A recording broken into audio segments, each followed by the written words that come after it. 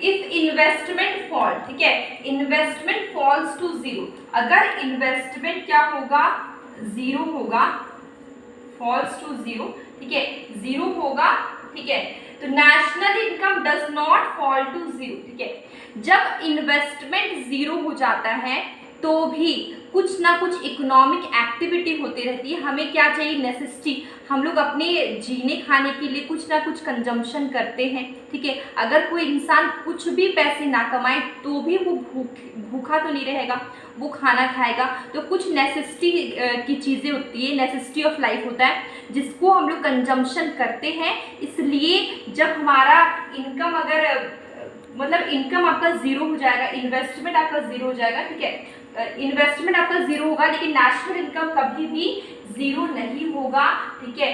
Zero इसलिए नहीं होगा क्योंकि हम लोग अपनी बेसिक नीड्स के लिए कुछ ना कुछ कंजम्पशन करेंगे। तो ये जो नेशनल इनकम है does not fall to zero, कुछ ना कुछ एक्टिविटी, इकोनॉमिक एक्टिविटी होती रहेगी, तो वो नेशनल इनकम कभी भी जीरो नहीं होगा, भले इन्वेस्टमेंट जीरो हो जाए। तो इसको हम लोग बोलते हैं ऑटोनोमस कंजम्पशन, ठीक है।